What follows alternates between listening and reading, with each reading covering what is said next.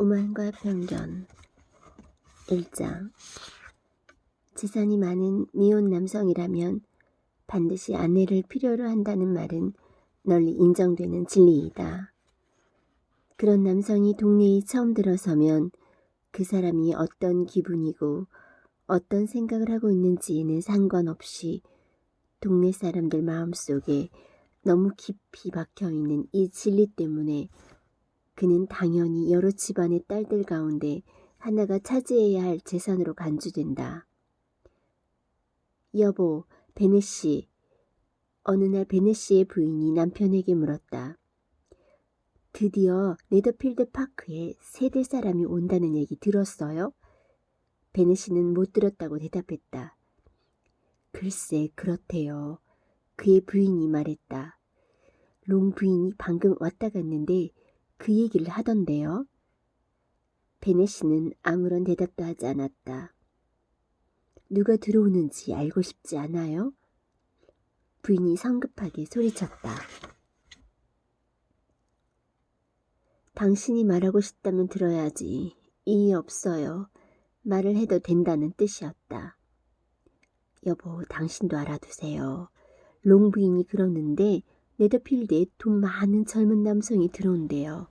잉글랜드 북부 출신이라네요.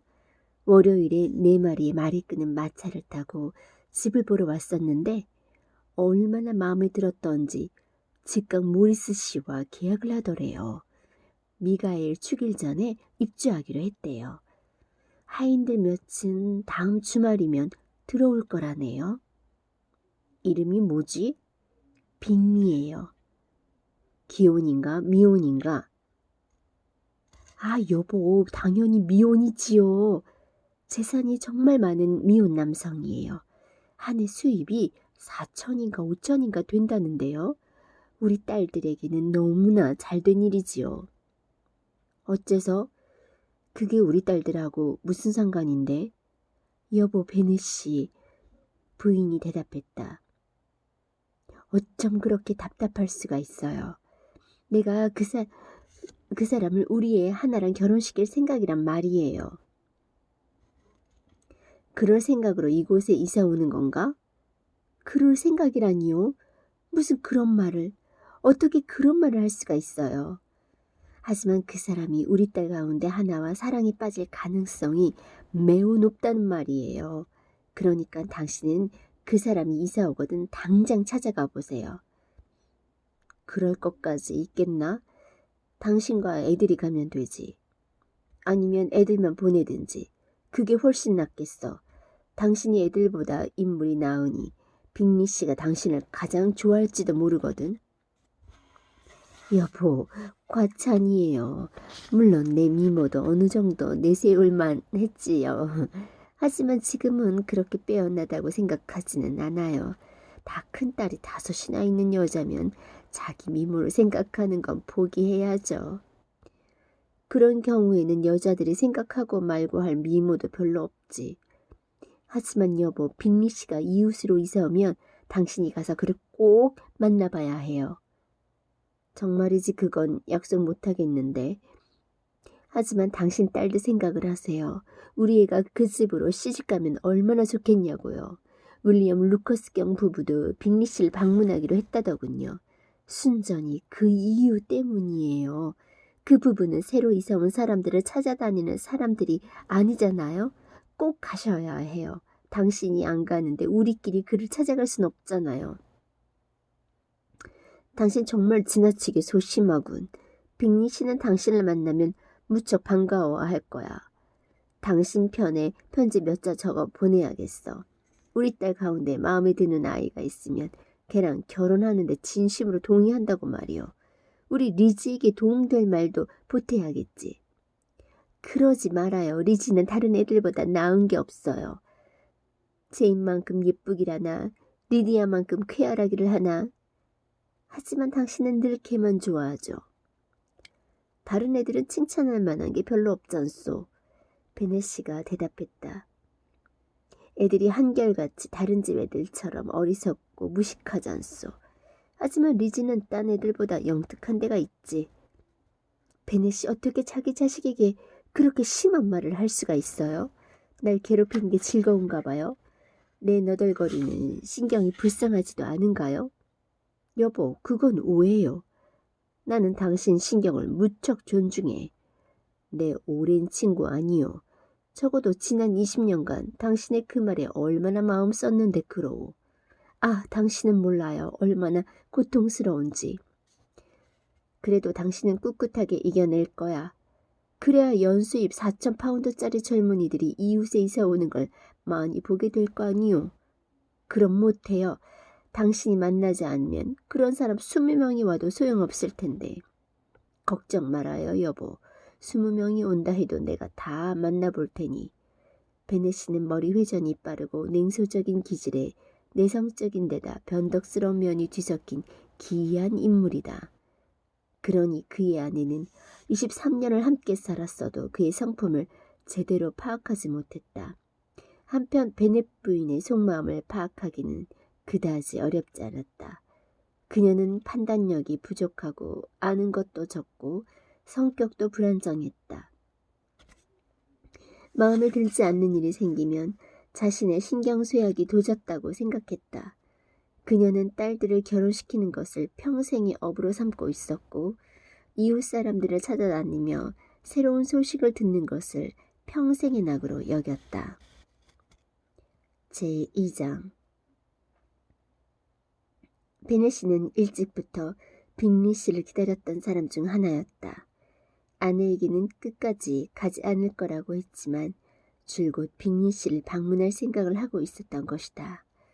그가 방문하고 돌아온 날 저녁까지도 아내는 그 사실을 전혀 모르고 있었다. 그러다가 그 사실은 이렇게 밝혀지게 되었다. 둘째 딸이 모자를 장식하는 것을 지켜보다가 베넷 씨가 느닷없이 말했다. 빅리 씨가 그 모자를 마음에 들어 있으면 좋겠구나, 리지. 빅리 씨가 뭘 좋아하는지 알 길이 있어야지요. 우린 그 사람을 못 만나볼 테니까요. 그의 아내가 성을 내며 말했다. 하지만 잊으셨나 봐요, 어머니. 무도회 때는 만날 거잖아요. 롱부인이 소개해 주시겠다고 약속했으니까요. 엘리자베스가 말했다. 롱부인이 그 일을 해줄 것 같지가 않구나. 자기 조카도 둘이나 있잖니? 이기적이고 위선적인 사람이야. 좋게 생각되지가 않아. 나도 그렇게 생각하오. 베넷씨가 말했다. 당신이 그녀의 도움을 바라지 않는다는 걸 알게 되니 기쁘군. 베넷 부인은 아무런 대답도 하지 않았지만 분을 참지 못하고 딸 하나를 야단치기 시작했다. 제발이지 그렇게 기침 좀 하지 마라, 키티야. 내 신경 생각 좀 해줘. 갈갈이 찢겨지는 것 같아. 키티는 기침하는데 조심성이 없구나. 때를 가려서 해야지, 아버지가 말했다. 저도 좋아서 하는 게 아니에요. 키티가 투정하며 대답했다. 다음 무도회가 언제질이지? 보름 뒤에요. 아, 그렇지. 어머니가 외쳤다. 롱부인은 그 전날까지 돌아오지 않을 텐데 그러면 우리한테 소개하긴 글렀네. 자기도 그 사람을 모를 테니까. 여보, 당신 입장이 더 낫군. 당신이 롱부인에게 빅리 씨를 소개해 주면 되겠구먼. 안 되잖아요, 베넷 씨. 그럴 수 없잖아요. 그 사람과 친분도 없는데요. 어쩜 사람을 그렇게 놀리세요. 당신의 신중함을 존경하는 바요. 2주 정도 친분 쌓는 게 별거 아니긴 하지. 2주 갖고야 그 사람이 정말 어떤 인물인지 알 수가 있겠나. 하지만 우리가 나서지 않으면 다른 누군가 나설 거고 결국 롱부인과 그 조카들도 소개를 받게 될 거요. 그러니 당신이 안 하겠다면 내가 직접 나서지 뭐. 롱부인이 은혜를 입었다고 생각할 테니까. 딸들은 눈이 휘둥그레져서 아버지를 똑바로 쳐다보았다. 베넷 부인은 말도 안 돼, 말도 안 돼라고만 할 뿐이었다. 그리 딱 잘라 말하면 무슨 의미가 있겠소? 그가 목소리를 높였다. 당신은 소개라는 절차, 그리고 소개를 강조하는 것이 말도 안 된다는 거요? 그 점은 동의할 수 없겠는데.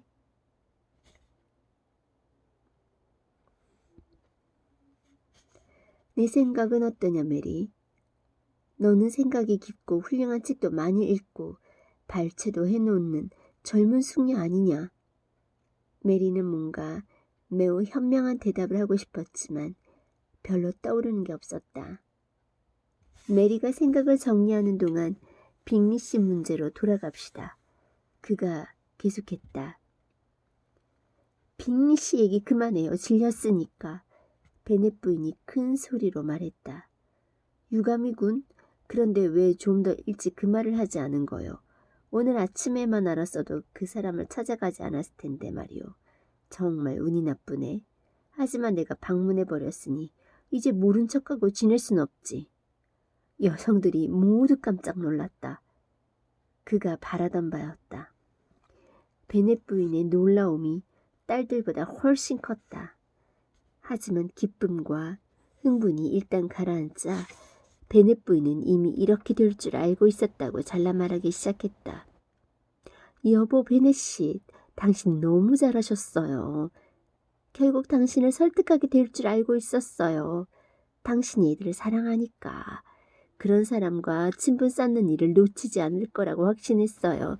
너무 기뻐요. 그런데 정말 장난도 심하세요. 오늘 아침에 갔으면서 여태까지 아무 말씀도 안 하시고 말이에요. 자, 키티야. 이제 마음껏 기침하렴.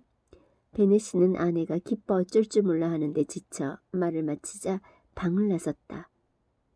얘들아, 얼마나 훌륭한 아버지시냐. 문이 닫히자 그녀가 말했다. 아버지의 이런 호의에 너희가 어떻게 보답할 수 있을지 모르겠다. 나한테도 그렇고 말이다.